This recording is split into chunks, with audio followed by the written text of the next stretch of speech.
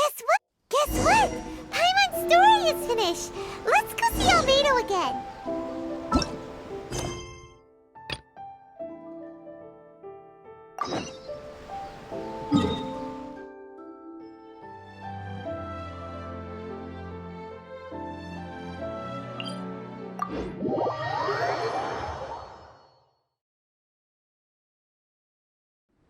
The world always seems quieter when it snows.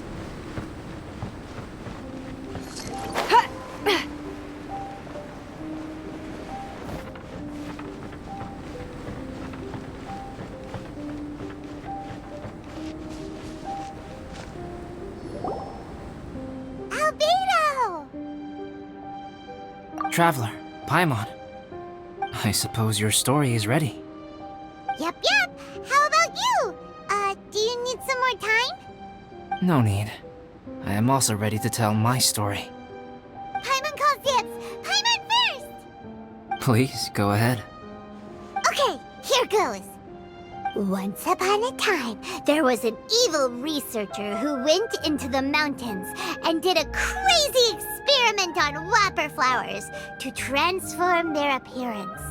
After a lot of pain and suffering, the whopper flowers finally took on a human form. Then they stood by the side of the mountain to wait for unsuspecting bypassers. To whoever spoke to them, they would ask some questions such as, "Who am I? Who are you?" If the bypasser got the wrong answer, the last sound they'd make would be a yelp before the whopper flower ate them alive in one bite. Ooh, truly frightening. What the? You two aren't scared at all! Don't go nitpicking, okay? If you didn't like the story, go write your own!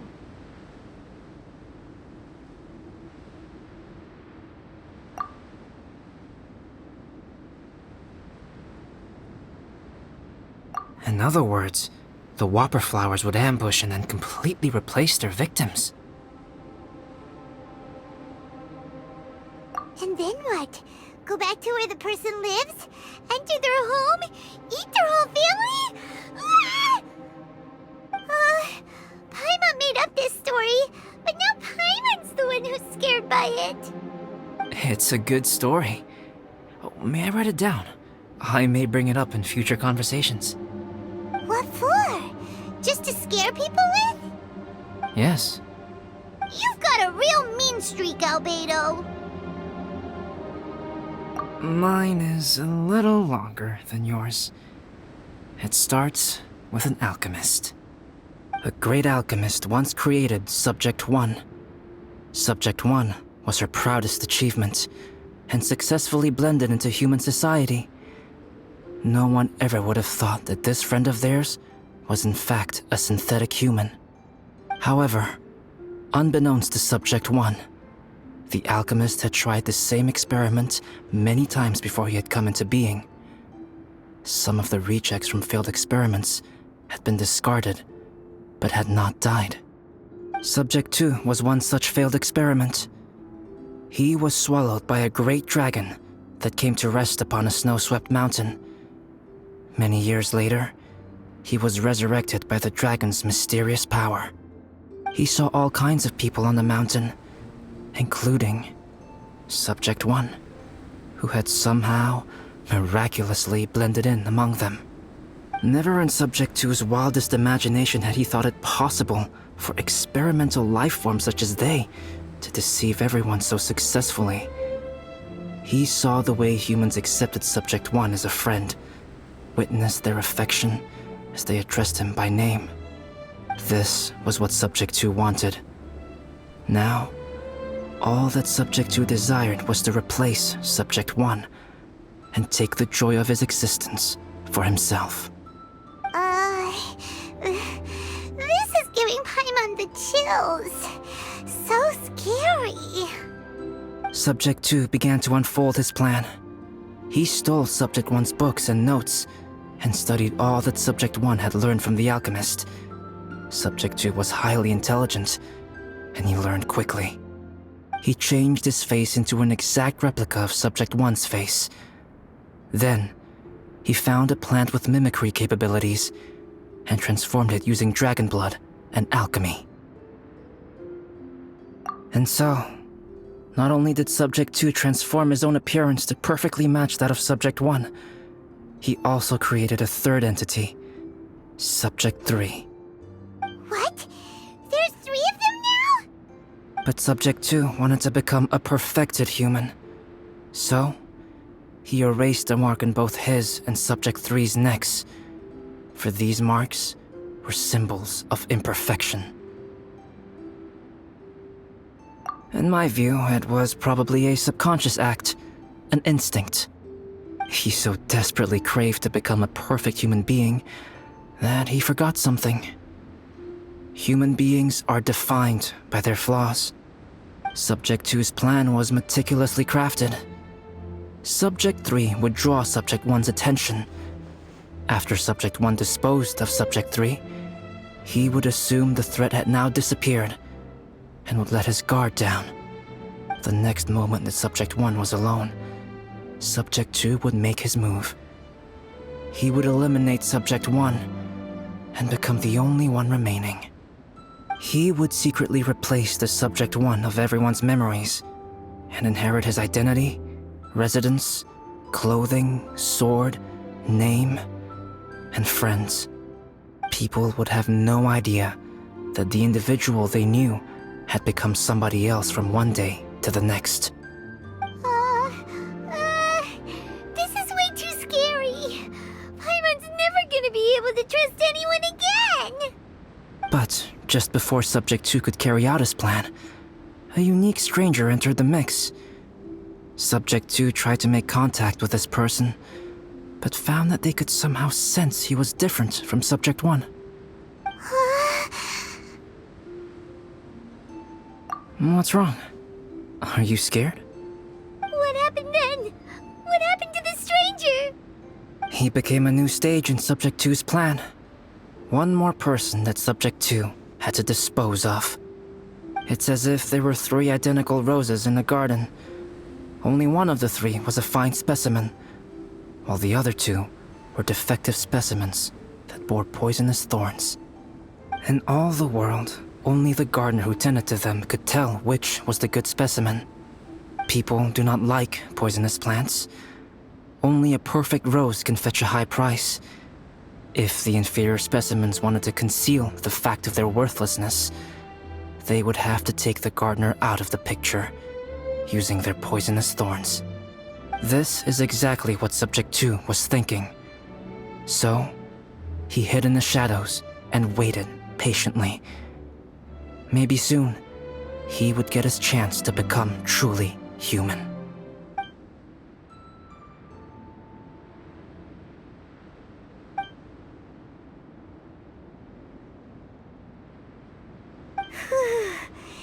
That was intense! So what happened after that? Did Subject 2's plan succeed? Paimon can't bear thinking about it. Fortunately, it is just a story. And even in this story, Subject 2 did not succeed. But you can never let your guard down on Dragonspine. Monsters mutated with Durin's power and blood are also creatures of Rhine-Daughter, just like me. You must beware of all such creatures.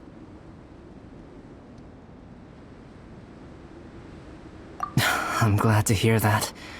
It's okay. I know what I am. You and I are both different, so there is no need for me to hide the truth from you. The only thing is that sometimes, when I think about how mighty the power of alchemy is, I feel so small. As beings who set foot in this world, how arrogant are we in desiring to control our destiny and in desiring to create? Is creation an arrogant act, traveler? If not, why do we call the ones that created us and control us gods? If it is, then what qualifies us to call ourselves creators? How far must we take our reverence and respect? And what purpose does it serve? Nothing special. But whenever I think about it, I feel a twinge of grief. Poor Albedo. Hello? Traveler, are you here? Hey, is that Amber? Thought we might find you here. We're here to deliver a message from Cyrus. There's gonna be a big event down at the base camp, and they want you there too, Traveler. Winter camp is nearing its end. Apparently, even provisional instructors are required to attend. Looks like we need to go, Albedo. Bye for now. Then I won't keep you. I have some things to attend to here, so forgive me for not seeing you down. Don't worry about it. There have been no issues getting up and down the mountain recently. Is everyone ready? Let's not keep them waiting.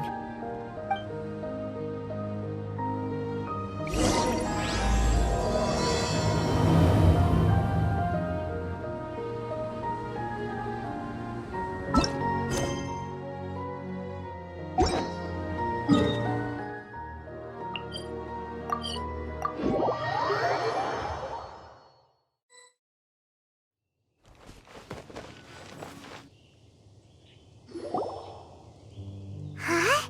Who is this guy? Allow me to introduce Yozerv. He's Joel's father.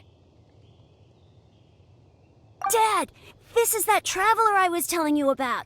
The traveler's helped me out loads in the past, and this time we even built a snowman together.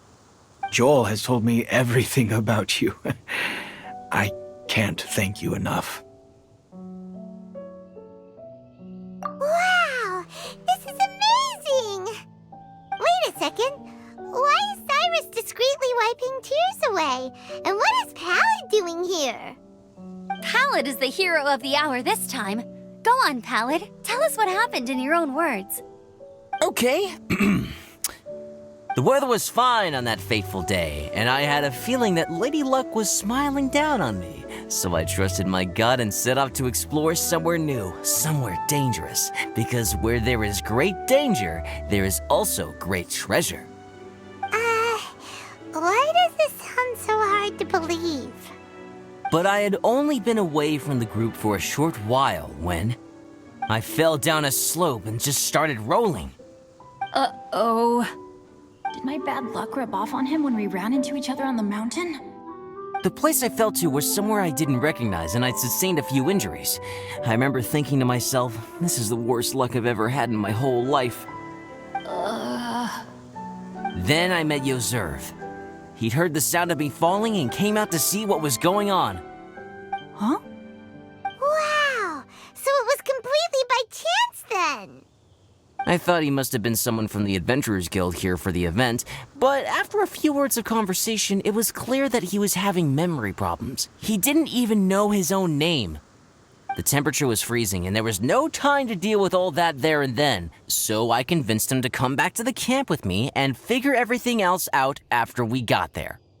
We got back to the camp, ran into Joel, and the moment he saw him, he froze for a second with this completely stunned expression on his face, and then he started crying out, "Dad! Dad!"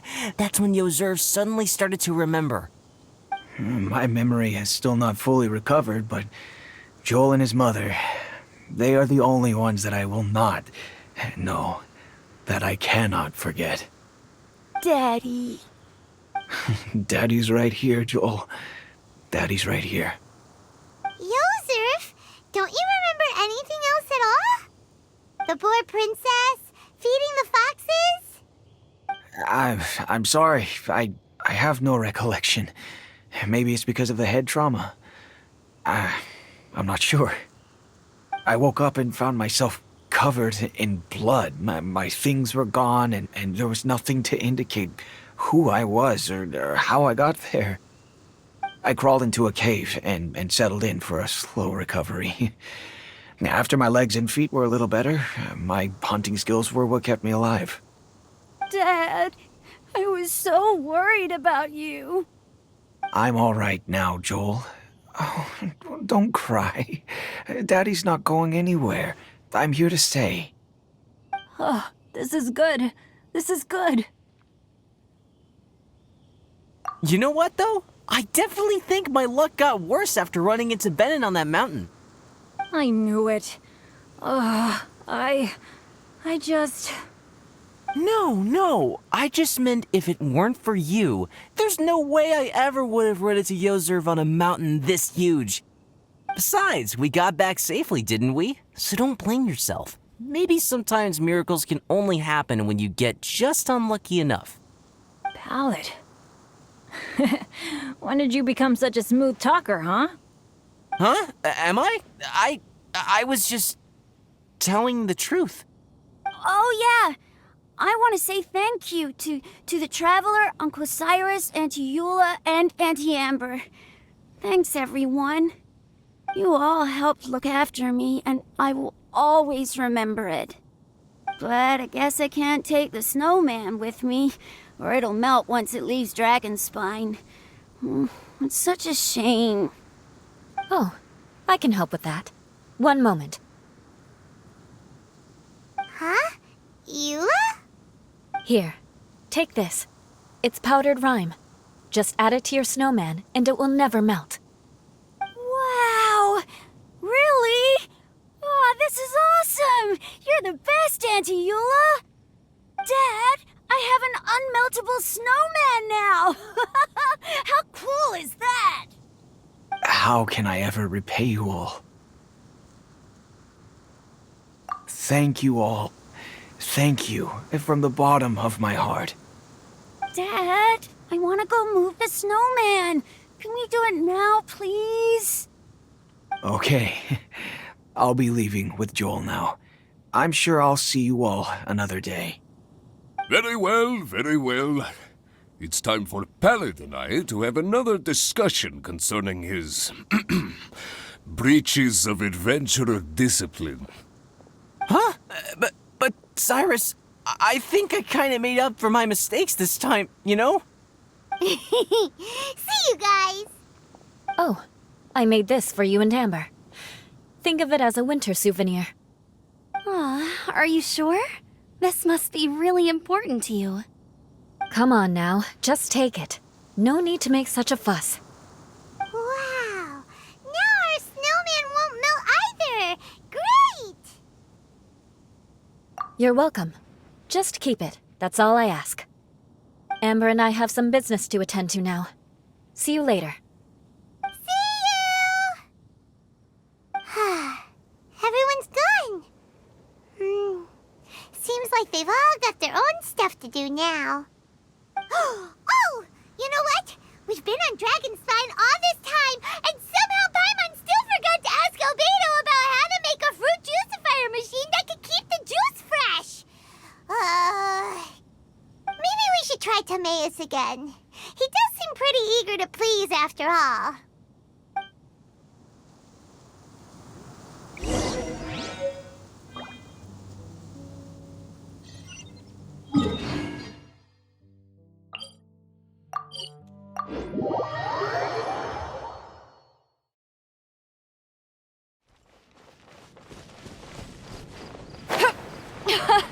This thing is fun! Timaeus! Traveler and Paimon, what can I do for you? Wait a minute. You've got that mischievous look on your face. Oh, you're not still thinking about that ridiculous juicer thing, are you? Timaeus, will you help us?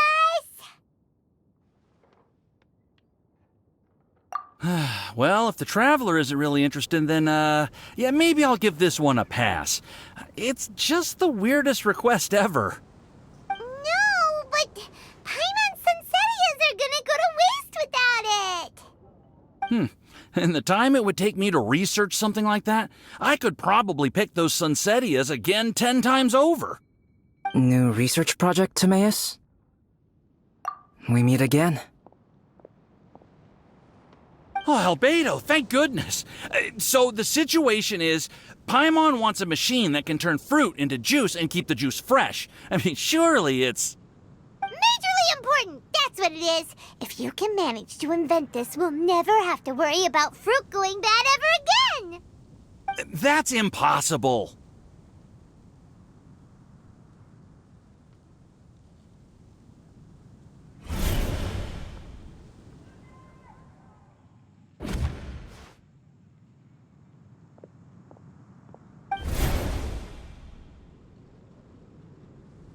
Turning fruit into juice is not hard, but keeping it fresh is more difficult. But if you simply want to keep the fruit from rotting, there are many ways to achieve this. Right, Traveler?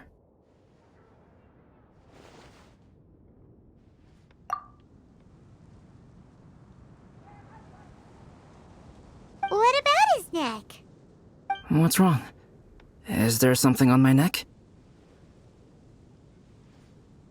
From the look on your face, it's as if you thought I just played a practical joke on you that was in exceedingly poor taste.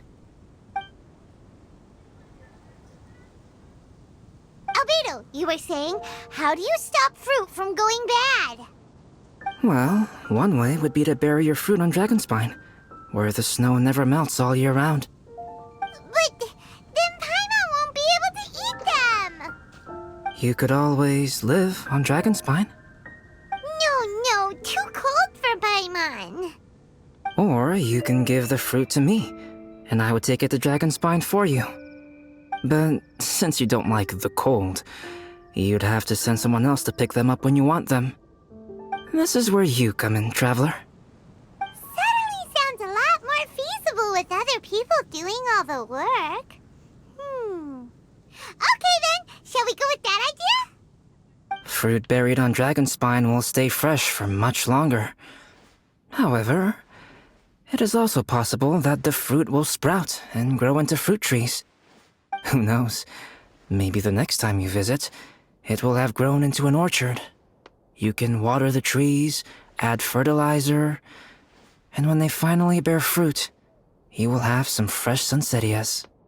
No way! Then Paimon will have to be a gardener!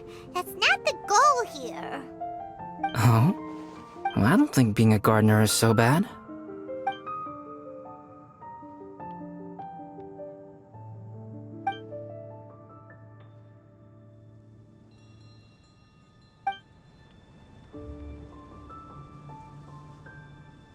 Albedo! Stop trying to get your hands on Paimon's super sweet Sunsettias! It bothers you, does it? Of course it bothers Paimon! They are the rarest, super duper sweetest Sunsettias ever! And they're not for you! Okay, but they're just Sunsettias. I think you're only so attached to them because you don't have much fruit of this quality in your possession. When someone's pockets are full and their spirit is fulfilled, they don't easily fall prey to this kind of yearning.